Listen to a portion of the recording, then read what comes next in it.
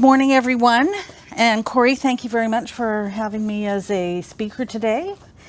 My name is Ellie Maryniuk, and I'm the Vice President of Human Resources for the BC Maritime Employers Association. You have to excuse my speech notes here because I can barely remember what I had for breakfast, never mind trying to remember in my mind here. So I'm going to be referring a lot to my notes here.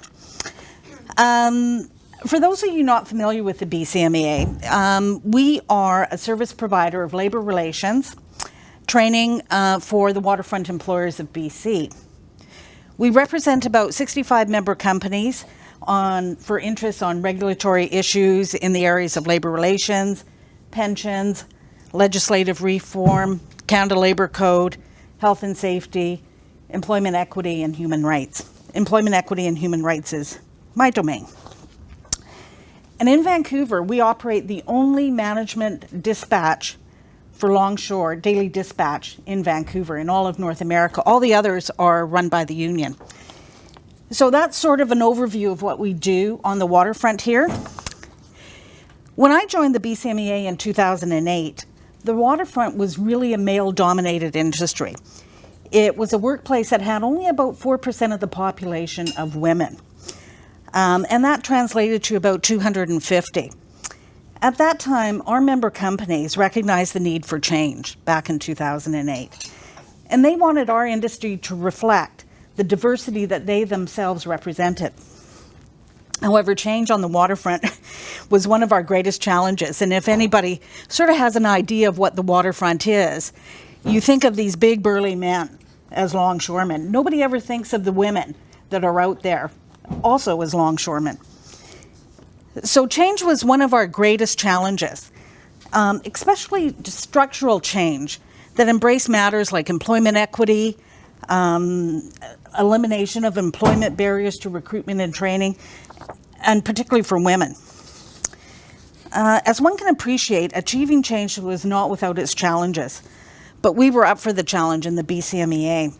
And we took an unprecedented step and we filed a human rights complaint against the union, the ILWU, for alleging systemic discrimination in the union's hiring policies and practices against women. They simply were not hiring women. We filed the complaint in about February, and this is the fastest I've ever seen the commission react. Within about 4 weeks, it was accepted by the commission.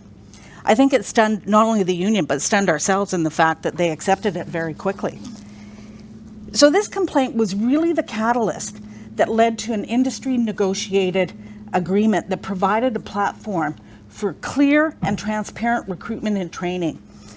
It also set the stage for a work environment in which all individuals are treated fairly and have equal access to work opportunities. As a result of this negotiated agreement, we were then able to focus on our efforts on increasing the representation of the designated group, women. The other designated groups, such as visible minorities, First Nations, we overexceeded our federal allotment, or our federal, what's the word I'm looking for? Requirement, thank you. So today the waterfront is more of a diverse and vibrant community that now employs over 600 females from Vancouver to Stewart, BC. And that's just over 10% of the workforce. So from 250, we're now up to about 600 females in about 6 years. We've done a yeoman's job in doing that. And I have to also give credit to the union who, when we negotiated the agreement, I wasn't quite sure if they would live up to it, but they certainly have. I'm extremely proud of our longshore women. Making the waterfront a more inclusive workplace has not been an easy task for them. As more and more women made the waterfront their career choice, it became important to not only acknowledge their contributions, but to support them in tandem by actively working with them to change the image and culture of the waterfront. And we did that through a video you're going to see very shortly, and through making changes in workplace policies.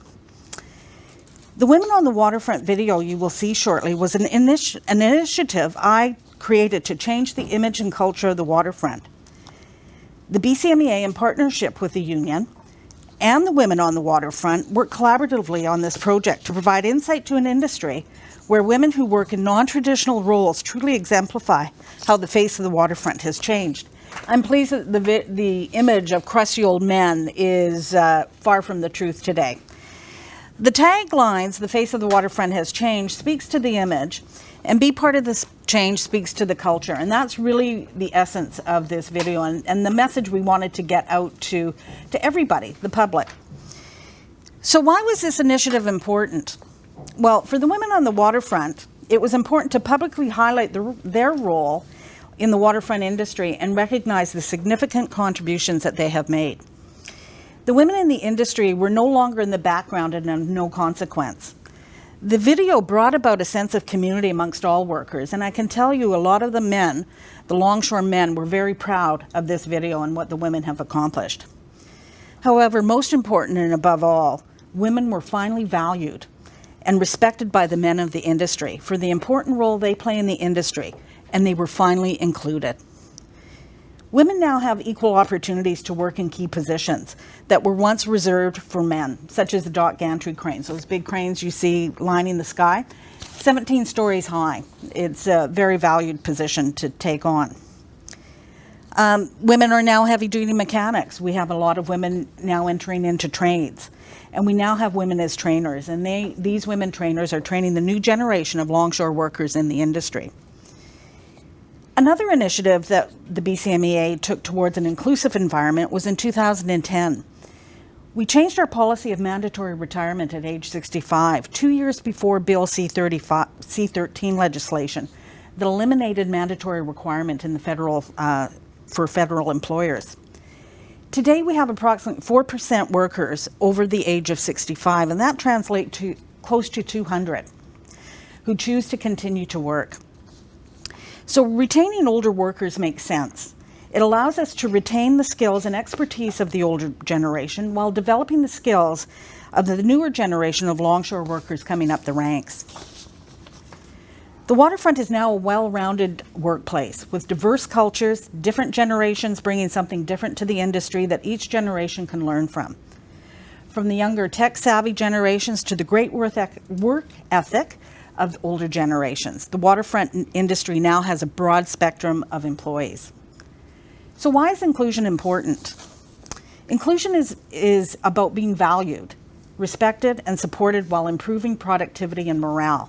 Productivity and morale have greatly increased since September 2014 is when we did the video, and we can tell that morale has changed. It's important to understand the needs of all generations of employees. Each generation brings a different value proposition to a company's overall success. And it's critically important to recognize this and further develop workers' strengths and interests to ensure we have a strong and inclusive work environment. Today, I'm pleased to highlight the progressive changes we've made on the waterfront. We're on the right path of creating a different waterfront industry model and are committed to the transformation required to create a diverse and inclusive work environment, a model I hope will be the template for all waterfront industries. Thank you. Thanks, Ellie.